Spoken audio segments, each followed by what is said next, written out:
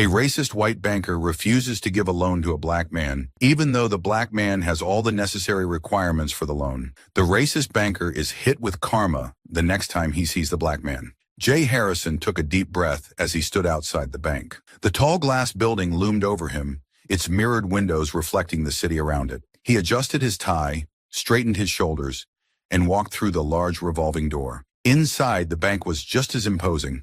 Sleek floors, tall ceilings, and the faint scent of polish in the air. Jay made his way to the reception desk, where a well-dressed woman greeted him with a practiced smile. "Good morning," she said.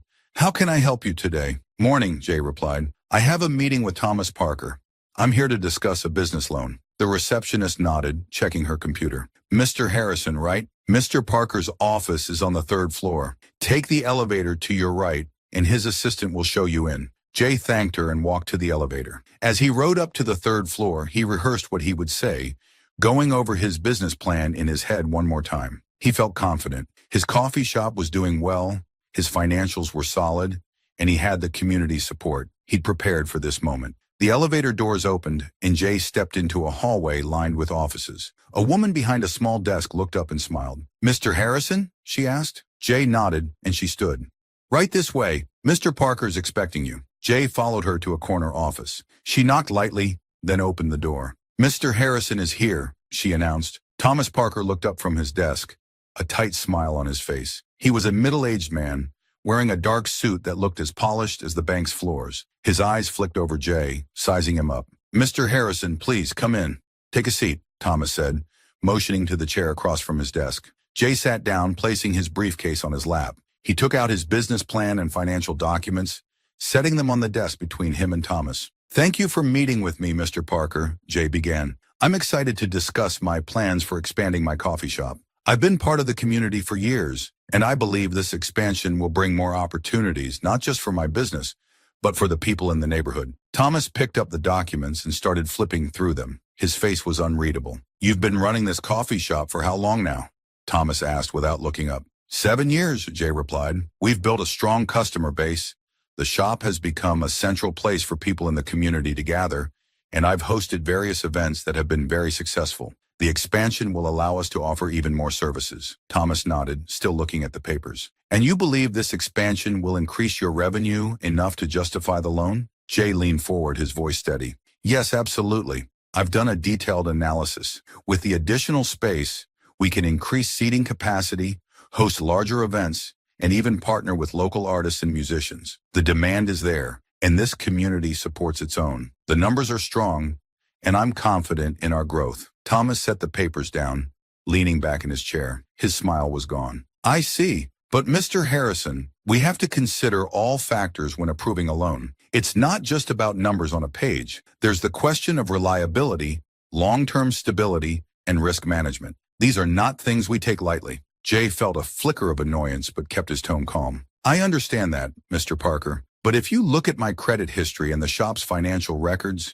you'll see that I've been consistent and reliable. There hasn't been a single late payment or financial issue. I've built a successful business from the ground up, and I've always paid my dues." Thomas raised an eyebrow.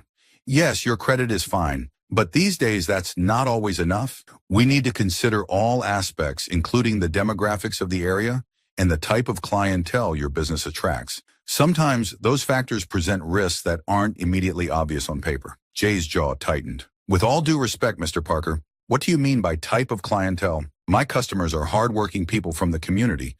They're loyal and supportive.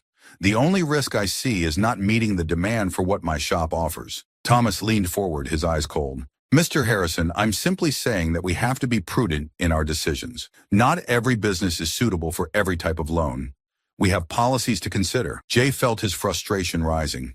He had anticipated questions about numbers and projections, not this vague language about type of clientele and demographics. He kept his voice even, but there was an edge to it now. "I came here with a solid business plan and a proven track record. If there are concerns, I'd like to address them directly." "What exactly are you saying, Mr. Parker?" Thomas looked at Jay for a moment, then sighed, as if he was dealing with a child who didn't understand simple logic. "I'm saying that your business, while commendable, may not fit into the type of portfolio we're looking to expand at this time. It's nothing personal. It's about managing risk and maintaining the integrity of our financial products. Jay felt a chill run through him. He recognized what was happening.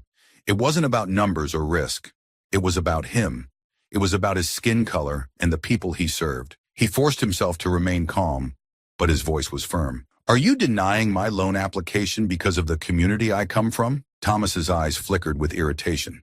Now, Mr. Harrison, let's not make this about something it's not. This is simply a matter of business. We have to consider the potential risks. And what risks are those? Jay pressed. My shop is thriving. I have strong support from the community. I've done everything right, followed all the rules. What's the real reason you're denying this loan? Thomas's face hardened. I'm going to ask you to leave now, Mr. Harrison. If you continue to insist on making this personal, I will have to call security. Jay stood up, his heart pounding.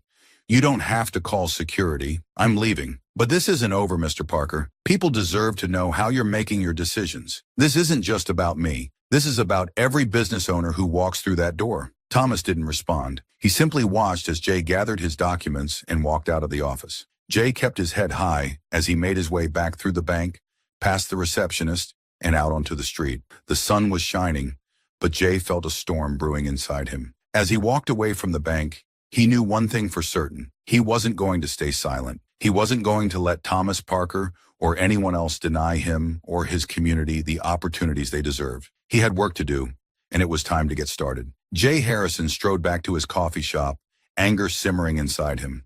His conversation with Thomas Parker replayed in his mind, each vague excuse and veiled insult stoking his frustration. He swore to himself that this wasn't the last time he would see Thomas, and that he would teach him a lesson. By the time he reached the shop, Jay was ready to explode. He pushed open the door, causing the bell above it to jingle sharply, catching the attention of his customers. Jay forced a smile and nodded to a few regulars before heading straight to the back, where his friends Aisha and Carlos were sitting, a serious expression on both their faces. Jay, how'd the meeting go?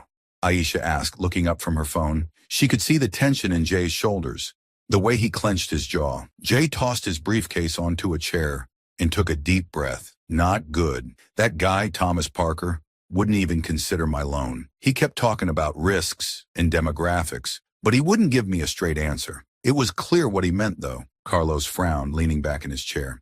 Demographics, huh?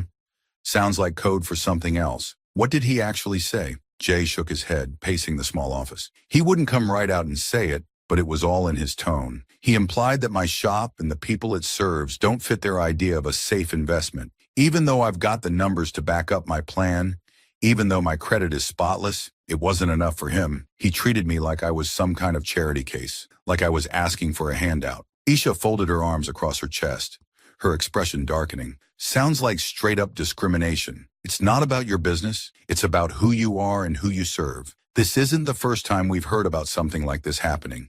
They're shutting the door on us, Jay, and it's time we do something about it. Jay stopped pacing and looked at her. But what? I mean, I confronted him, and he threatened to call security. What's the next step? We can't just let this go, but I don't know where to start. Carlos leaned forward, his voice steady. We start by making some noise. We can't let these kinds of practices continue in silence. People need to know what's happening. We need to bring this to the attention of the community. If we all speak out together, they'll have to listen. The bank won't be able to sweep this under the rug if enough of us make a stand. Jay nodded slowly, thinking, you're right.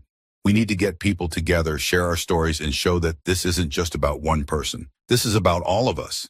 It's about making sure everyone has a fair shot, no matter where they come from or what they look like. Aisha stood up, determination in her eyes. Let's call a meeting.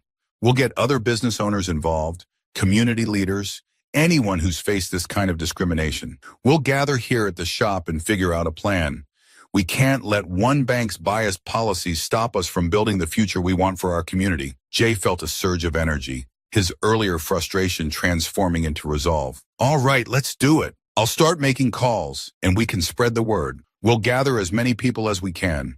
If the banks won't support us, we'll find another way. Carlos clapped Jay on the shoulder. That's the spirit, Jay. You've got the whole community behind you. We'll make them see that we're stronger together. Jay spent the next few hours calling friends, local business owners, and community leaders. The response was overwhelmingly supportive. Many had experienced similar treatment at the hands of the bank or other financial institutions. The word spread quickly, and by the end of the day, Jay had more than a dozen confirmations from people ready to attend the meeting. Later that evening, after the shop had closed, Jay sat at one of the tables, his thoughts still buzzing with the events of the day. Aisha joined him, carrying 2 cups of coffee. "Here, you look like you could use this," she said, setting one down in front of him. Jay took a sip, the warmth helping to calm his nerves. "Thanks, Aisha. I can't believe how many people said yes to the meeting. I thought maybe a few would show up, but it sounds like we're going to have a full house." Aisha nodded, smiling. "People are tired of being treated like second-class citizens, Jay. They're ready for change, and you're giving them a chance to make that happen. This is just the beginning." Jay looked around his shop, picturing the faces of his regular customers, the families, the students, the workers who came in every day. He thought about the opportunities his expansion could bring, not just for him, but for all of them. The injustice he'd faced at the bank wasn't just about him. It was about denying the whole community the chance to grow and thrive. "You know," Jay said quietly, "I've always believed in this community. That's why I started this shop in the first place. I wanted to create a space where people felt welcome, where they could come together. And I'm not going to let some banker's prejudice take that away from us." Aisha reached over and squeezed his hand. "We won't let that happen, Jay. We'll fight this together. Tomorrow's meeting is just the start. We're going to show them that we're not going to back down." Jay nodded, feeling a sense of solidarity. "Yeah, we will. We're going to stand up and make sure our voices are heard. They can't ignore us forever." As they sat there, the shop empty and quiet around them, Jay felt a flicker of hope. The bank had tried to shut him out, but instead, they had sparked something bigger. He wasn't alone in this fight, and he knew that together they could create the change they needed. Tomorrow they would begin to write a new chapter for their community, one that didn't rely on the approval of those who refused to see their worth. The sun had barely risen the next morning when Jay arrived at his coffee shop. He unlocked the door, flicked on the lights, and inhaled deeply, feeling the familiar comfort of the shop's aroma. But today, there was a different kind of energy in the air. Today, his coffee shop wasn't just a place for morning routines and casual conversations. It was about to become the starting point for something much bigger. By mid-morning, the shop was filled with people. Every table was occupied, and a few customers even stood, leaning against walls, cups of coffee in hand. The regular morning crowd mingled with new faces. Other business owners from the community, a couple of local activists, and a few curious residents who had heard about the meeting and wanted to show their support. Jay stood at the front of the shop, next to a small table he had set up with a pot of coffee and stacks of paper for taking notes. Aisha was beside him, talking animatedly with Carlos, who was nodding in agreement. The noise level in the shop was higher than usual, a blend of chatter and excitement. Jay looked around, taking in the diverse faces of his community, people of all ages and backgrounds. He felt a wave of gratitude for their support. Aisha turned to Jay, catching his eye. "Ready to get started?" she asked. Jay nodded, taking a deep breath. He stepped forward, raising his hands to get everyone's attention. "Good morning, everyone. Thank you all for coming on such short notice. I know you're all busy, so I appreciate you taking the time to be here. I called this meeting because something happened yesterday that I think we need to talk about. It's something that affects all of us." The room quieted and all eyes turned to Jay. He took another breath, steadying himself. "I went to the bank yesterday to apply for a loan to expand my coffee shop. I had everything in order. Good credit, a solid business P, and strong community support. But when I sat down with the loan officer, Thomas Parker, it became clear that the real issue wasn't my qualifications. It was who I am and who my customers are." He made it clear, without saying it outright, that he didn't want to support a business serving our community. Murmurs of agreement and frustration rippled through the crowd. Jay saw heads nodding, faces showing expressions of recognition and anger. He continued, "I know I'm not the only one who's faced this. I've heard stories from many of you about the difficulties of getting loans, the hoops we have to jump through, and the dismissive attitudes we encounter. It's not right, and it's not fair. We've worked hard to build our businesses and serve our community, and we deserve the same opportunities as anyone else." Carlos stepped forward, his voice loud and clear. "Jay's right. We've all been there, facing the same dismissive attitudes and unfair treatment. I've run my grocery store for over 20 years, and I've seen it too. It's not just about one person, it's a systemic problem. They think they can get away with because they don't think we'll fight back." Aisha nodded in agreement. "That's why we're here today. We need to come together and find a way to change this. If the banks won't support us, then we'll find another way. We have the power to make a difference, but we have to do it together." One of the business owners, a middle-aged woman named Gloria who ran a clothing boutique, raised her hand. "What can we do?" she asked. "It feels like they hold all the cards. We can complain, but will it really change anything?" Jay nodded, understanding her concern. "It's true they have power, but so do we. If we come together, we can create our own solutions. Aisha and I have been talking, and we think it's time to start our own credit union, one that's focused on supporting our community and giving everyone a fair chance. It won't be easy, but with enough support, we can make it happen." A wave of murmurs spread through the crowd, this time more hopeful than frustrated. Carlos added, "We've got the people and the resources to do this. It's not just about money. It's about building something that reflects our values, a credit union that serves us, understands us, and invests in our future." Aisha stepped forward, her voice passionate. "This is about more than just getting a loan. It's about equality and fairness. It's about taking control of our future and not letting others decide what we can or cannot do. If we build this credit union, we're showing that we believe in ourselves and in each other. And that's powerful." Another business owner, Mark, who ran a local print shop, raised his hand. "I'm in," he said. "I've been looking for a way to expand too, but the bank shut me down the same way they did you, Jay. If there's a chance we can make this credit union work, count me in." More voices echoed Mark's sentiment. Gloria nodded. "I'll support this too. We all know how hard it is to get by sometimes. If we can help each other out, then that's what we should do." Jay felt a swell of pride as he listened to his neighbors and friends. He raised his hands again for attention. "Thank you, everyone. This is just the beginning. We'll need to organize, set up meetings, figure out logistics, and gather the resources we need. But if we stick together, I know we can do it. We'll show the banks that we don't need their approval to succeed." The room broke into applause, and Jay felt a warmth spread through him. This was why he had opened his coffee shop in the first place. Not just to make a living, but to build something that brought people together, that made a difference. As the meeting broke up into smaller groups, people discussing ideas and next steps, Aisha turned to Jay, a smile on her face. "You did it, Jay. You got everyone on board." Jay nodded, still feeling the buzz of the meeting's energy. "We did it, Aisha.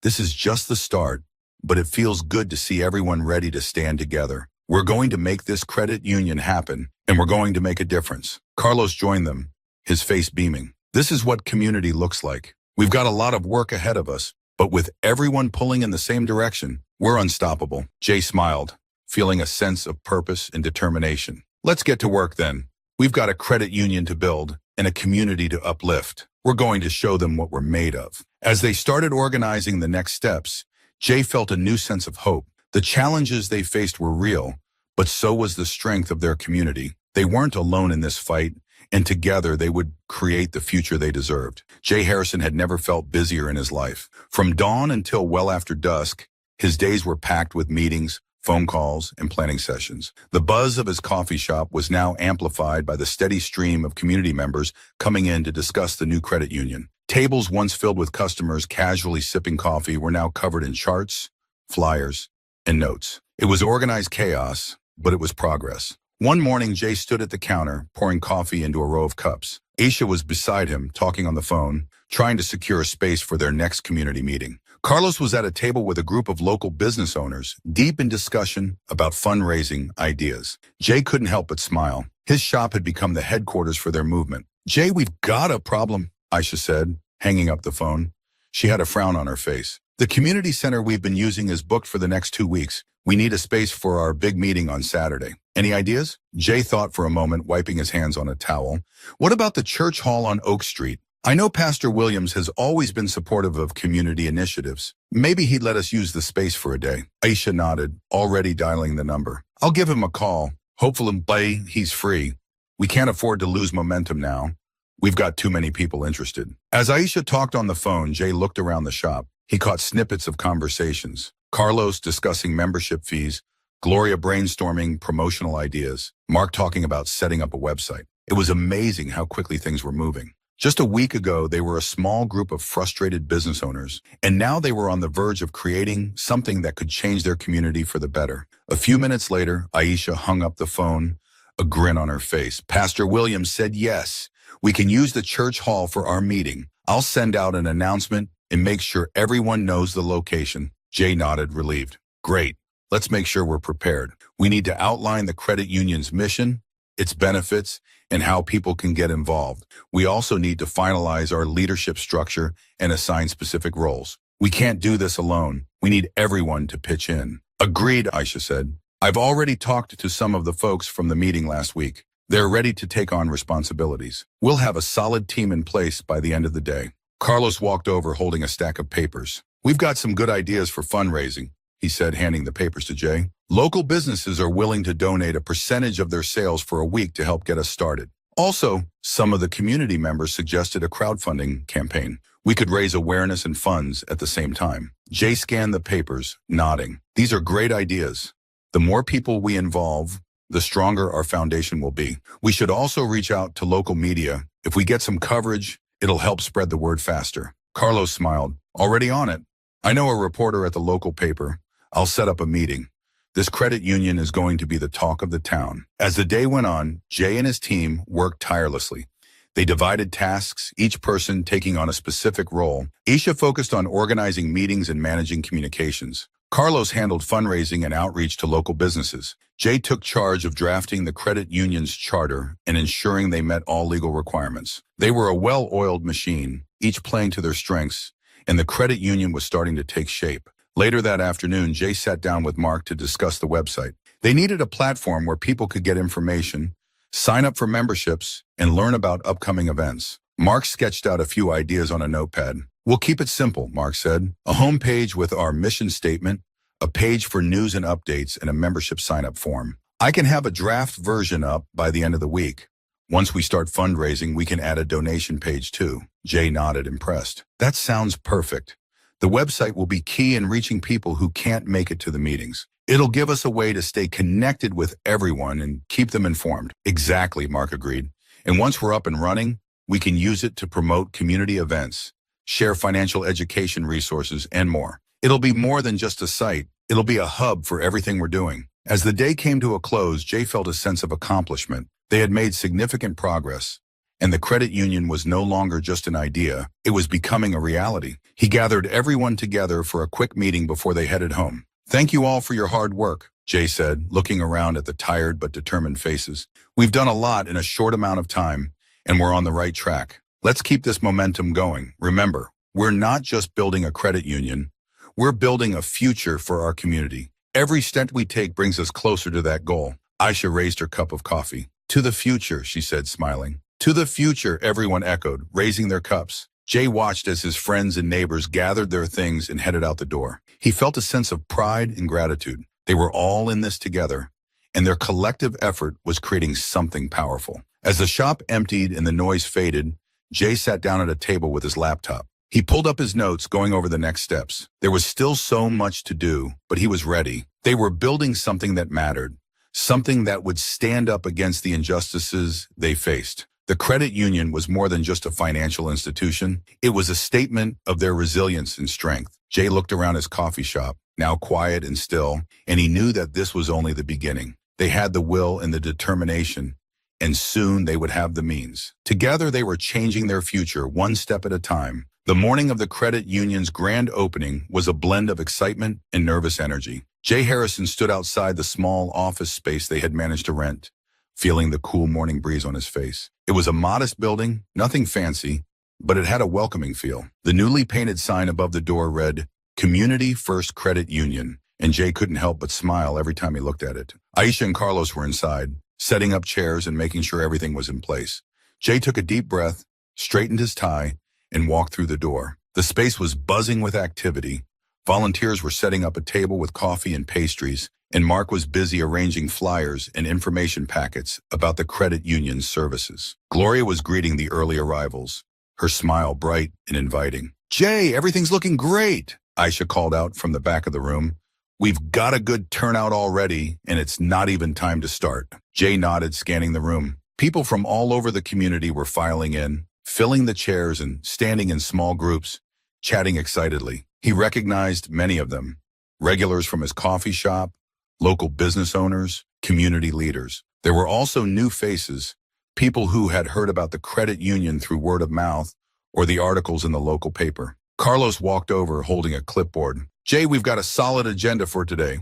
A few speeches to start us off, then a rundown of our services and how people can sign up. We'll finish with a Q&A session. I've got a list of questions people submitted ahead of time. Jay nodded. Sounds perfect. Let's make sure we emphasize that this credit union is for everyone. It's about building something that serves the community and puts people first. As more people filled the room, Jay felt the weight of what they were about to do. This wasn't just a business opening. It was a symbol of their collective effort, a testament to their determination to create something better for their community. He glanced at Aisha, who gave him an encouraging nod. Jay stepped up to the small podium they had set up at the front of the room. The chatter quieted as everyone turned to face him. He took a deep breath and began. Good morning, everyone. Thank you all for being here today. This is a moment we've been working toward for a long time. When we first started talking about creating our own credit union, it was just an idea. We knew we wanted something better for our community, but we weren't sure how to make it happen. But look around. Today, we've made that idea a reality. Community First Credit Union is here, and it's here because of each and every one of you. A round of applause filled the room, and Jay smiled, feeling the energy from the crowd. He continued, this credit union isn't just another financial institution. It's a place where everyone is welcome, where your voice matters, and where we work together to build a stronger future. Whether you're a business owner, a student, a parent, or a retiree, this is your credit union. We're here to support each other, to invest in our community, and to make sure everyone has access to the financial services they need. Aisha stepped forward to speak next. We started Community First because we believe in the power of community. We believe that when we come together, we can create opportunities, uplift each other, and make real change. This credit union is a testament to that belief. It's about fairness, equality, and giving everyone a chance to succeed. She went on to explain the various services they would offer. Low-interest loans for small businesses, savings accounts with no minimum balance, financial education workshops. As Aisha spoke, Jay saw nods of approval from the crowd. People were leaning in, listening closely, their faces showing expressions of hope and determination. Carlos took the podium next, talking about the practical steps people could take to become members. He explained the membership process, the benefits, and the ways they could get involved. He emphasized that Community First was more than just a place to manage money. It was a hub for community action, a resource for those who needed support. After the speeches, Jay opened the floor for questions. Hands shot up, and Jay called on a young man in the front row. How do we know this credit union will be different from the banks? The young man asked. They promise to help us, but they only care about their profits. How can we trust that this place won't be the same? Jay nodded, understanding the concern. That's a good question. The difference is that this credit union is owned by its members, by you. Every member has a say in how we operate. We're not here to make a profit for shareholders. We're here to serve the community. Our goal is to reinvest in our neighborhood, to provide fair and accessible services, and to support the financial health of everyone who joins. Another question came from an older woman in the back. What about financial education? A lot of us don't know much about loans or credit scores. Will you offer help with that? Aisha answered, her voice warm and reassuring. Absolutely. We'll be hosting workshops and one-on-one sessions to help our members understand their finances. We believe that education is key to empowerment, and we want to make sure everyone has the tools they need to succeed. As more questions were asked and answered, Jay felt a growing sense of optimism. The community was engaged, eager to learn and ready to participate. This wasn't just a credit union opening, it was a turning point.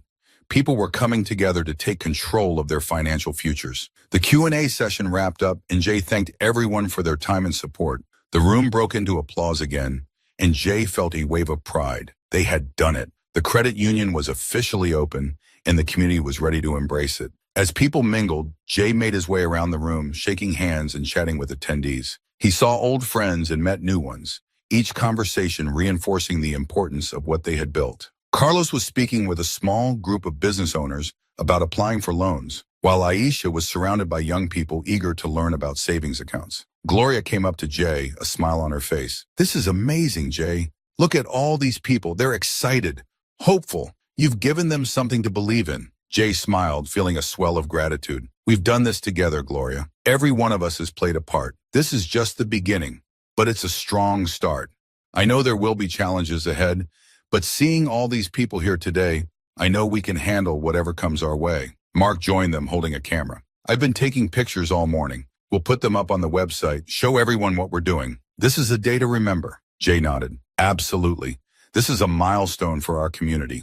We're showing that we don't need to rely on the old systems that tried to shut us out. We can build our own, something that reflects our values and our commitment to each other. As the grand opening event continued, Jay looked around the room, feeling a deep sense of fulfillment. Community First Credit Union was more than just a place to bank.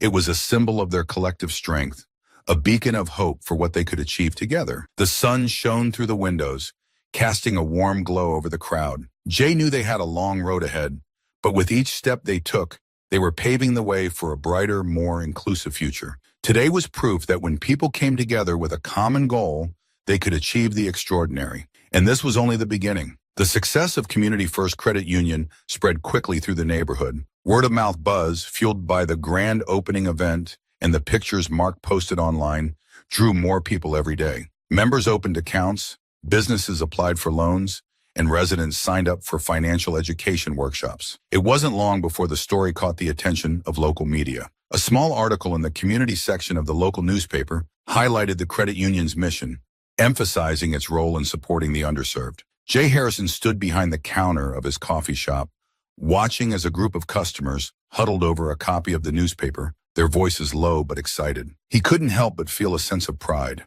The credit union was making a difference just as they had hoped, but Jay also knew that their success was bound to cause ripples beyond their community. A few blocks away in the sleek and towering building of Citibank, Thomas Parker sat in his office, flipping through the latest financial reports. His face was tight with frustration. The numbers were down, and he didn't need a detailed analysis to know why. He had seen the news about Community First Credit Union. At first, he had dismissed it as a small-time operation that wouldn't last. But the credit union was growing, and its success was starting to eat into Citibank's profits. Customers were leaving, preferring the community-driven ethos of the credit union over the impersonal, corporate approach of Citibank. Thomas tapped his fingers on his desk, his mind racing. He knew the credit union's popularity wasn't just a fad. It was tapping into a real need, one that his bank had ignored for too long.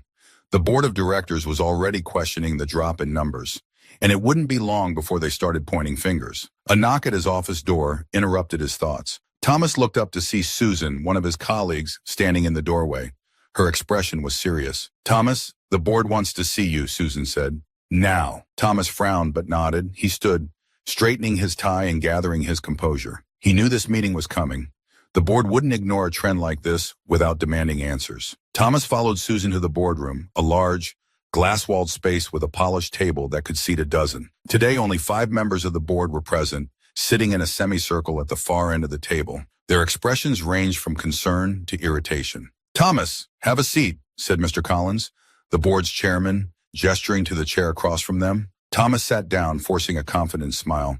He needed to control the narrative. "We've been reviewing the recent performance metrics," Mr. Collins began, not wasting time with pleasantries. "There's been a noticeable decline in loan applications and new accounts, particularly in the branches under your management. Can you explain why?" Thomas nodded. "Yes, I'm aware of the numbers. The decline is due to a new credit union that opened up nearby. They've been attracting customers with lower fees and community-focused messaging. It's a temporary shift, driven more by novelty than by sustainable business practices." Another board member, Mrs. Patel, leaned forward. "Temporary?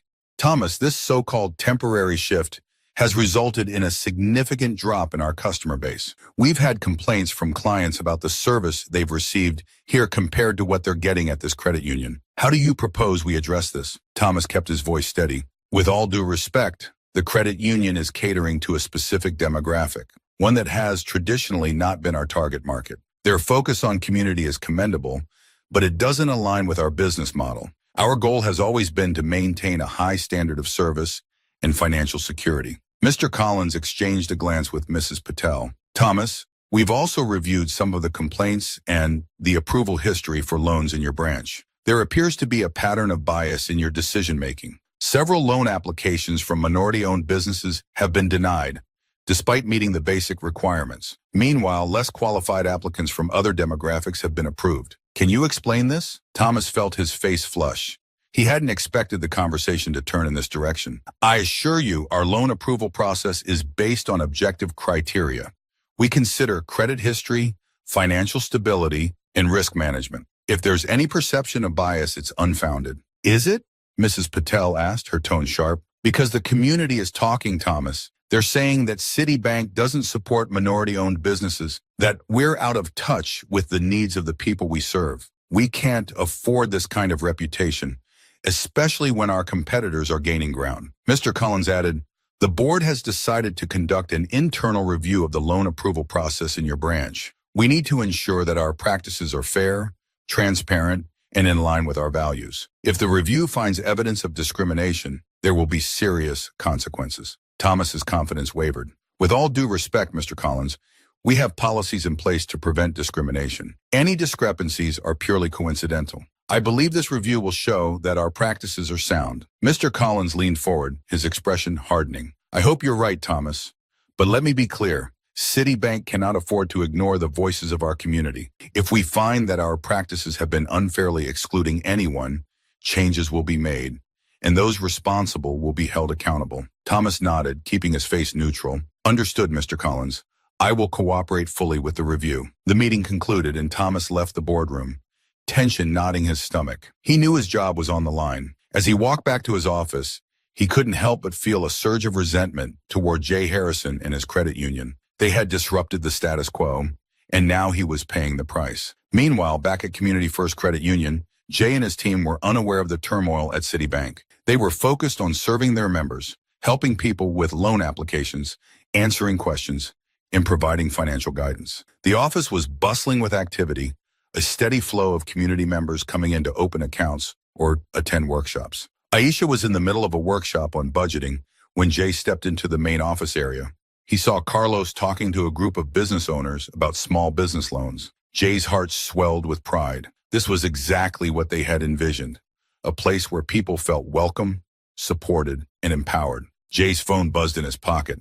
He pulled it out to see a message from Mark. Mark, have you seen the news? Citibank is under investigation for discriminatory practices. Looks like we're making an impact. Jay felt a flicker of surprise, followed by satisfaction. The change they were fighting for was happening, and it was bigger than he had imagined. Their efforts had shed light on the inequalities that had gone unnoticed for too long. Now, even the bigger institutions were being forced to confront their own flaws. He looked around the credit union office at the people working and the members being served, and he knew they were on the right path. The community had come together to build something better, something fairer. And while there was still a long way to go, they were making progress one step at a time. Back at Citibank, Thomas Parker sat in his office, the weight of the impending review pressing down on him. The success of Community First Credit Union had not only challenged his way of doing business, but had also exposed the flaws in the system he had taken for granted. Whether he liked it or not, change was coming, and there was nothing he could do to stop it. Jay Harrison knew the fight wasn't over, but today there was a victory to celebrate. They had stood up for their rights, and their voices had been heard. Community First Credit Union was more than a financial institution. It was a symbol of hope, resilience, and the power of community to effect change. Jay Harrison walked through the door of his coffee shop early in the morning, just as the first light of dawn was beginning to filter through the windows. He flicked on the lights and took in the familiar sights and smells, the scent of freshly ground coffee beans, the soft hum of the refrigerator, the warm glow of the wooden tables. Today felt different, though. It felt lighter, more hopeful. The events of the past few weeks had changed everything, not just for Jay, but for the entire community. Jay spent a few minutes setting up the shop, turning on the espresso machine, and arranging the pastries in the display case. The routine was comforting, a reminder of the steady foundation that had always been his coffee shop. But today his thoughts were already at the credit union, which had become a second home, a place where his dreams and reality had finally met. The door jingled as Aisha walked in, carrying a stack of flyers. She wore a wide smile, her eyes bright with excitement. Morning, Jay. I brought more flyers for the credit union. We're getting new members every day, and people are signing up for the workshops like crazy. Jay smiled back, wiping his hands on a towel. That's great news, Aisha. It's amazing how quickly everything is growing. I still can't believe how far we've come in such a short time. Aisha set the flyers on a table and grabbed a coffee cup. Believe it, Jay, we're making a real difference. People feel it. They're finally getting the support they've been looking for, and it's because of what we've built together. As they talked, Carlos walked in, carrying a newspaper under his arm. Good morning, team, he said, pulling out a chair and sitting down. He laid the newspaper on the table, spreading it out for Jay and Aisha to see. The headline read, Citibank fires loan officer amid discrimination investigation. Jay's eyes widened as he read the article. So, Thomas Parker is finally out, he said. I guess they couldn't ignore the community's voice after all. This is a big deal. Carlos nodded. This is just the beginning, Jay. We've shown that standing up for what's right can lead to real change. People are starting to notice. Not just here, but in other neighborhoods too. We've had calls from community leaders in different parts of the city asking how they can start their own credit unions. Aisha grinned. It's like a ripple effect. One small action leading to bigger and bigger waves. We're not just helping our community.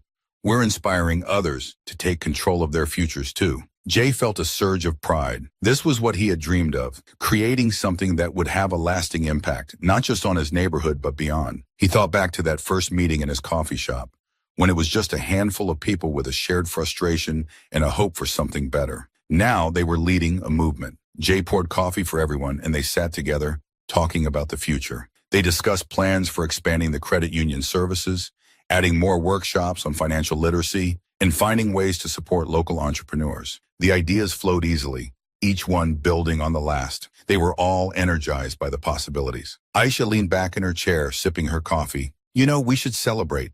Not just the success of the credit union, but everything we've accomplished together. We've faced a lot of challenges, but we've come out stronger because of it. How about a community event?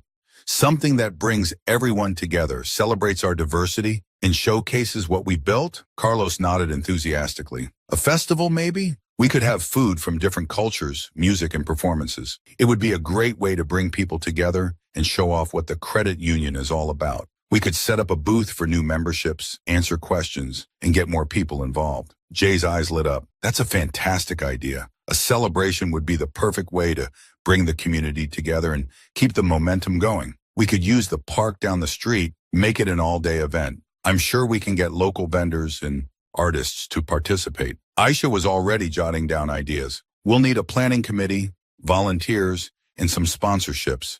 But I know we can make it happen. This will be the event of the year. They spent the next hour brainstorming and planning, each idea more exciting than the last. Jay felt the energy in the room, the shared sense of purpose and community. This was why they had started the credit union, to build something that brought people together, to create opportunities, and to foster a sense of belonging. As the morning wore on, more customers came into the coffee shop, filling the tables and adding to the lively atmosphere. Some stopped to chat with Jay, congratulating him on the success of the credit union. Others picked up flyers, eager to learn more about the upcoming festival. Jay watched as a young mother signed up for a savings account, her toddler tugging at her hand. An older man asked about the small business loans, his face lighting up as Carlos explained the options. A group of teenagers listened intently to Aisha as she talked about the financial literacy workshops. Everywhere Jay looked, he saw the impact they were making. By midday, the coffee shop was buzzing with excitement. The plans for the festival were taking shape, and Jay could already imagine the park filled with people, music playing, and the smell of food in the air. It would be a celebration of everything they had achieved and a reminder of the power of community. Carlos glanced at his watch. I need to head over to the credit union. We've got a meeting with a few new members who want to volunteer for the festival. This is going to be bigger than we thought. Jay nodded, feeling a sense of fulfillment. Go ahead, Carlos. I'll hold down the fort here. Aisha and I will keep working on the details. Let's make this festival something to remember. Carlos left and Aisha stayed behind, helping Jay with the afternoon rush. As they served customers and answered questions, Jay couldn't help but feel a sense of gratitude. The journey hadn't been easy. They had faced resistance, doubt, and challenges, but they had pushed through together, and now they were seeing the fruits of their labor. By late afternoon, the shop began to quiet down.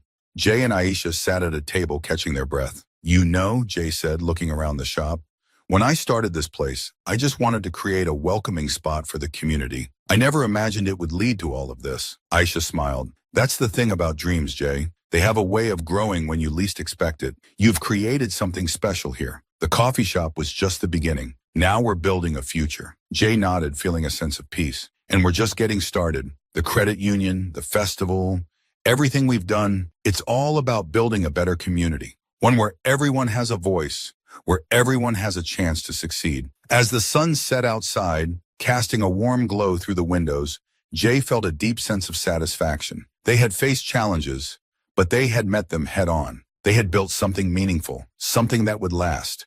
And as long as they continued to stand together, There was no limit to what they could achieve. The journey was far from over, but Jay was ready for whatever came next. With his friends by his side and the support of the community behind him, he knew they could handle anything. Together, they were writing a new story for their neighborhood, one filled with hope, resilience, and a vision for a brighter future. Tomorrow would bring new challenges, but for now, Jay savored the moment, the sense of accomplishment, and the joy of knowing they had made a difference. They were building more than a credit union.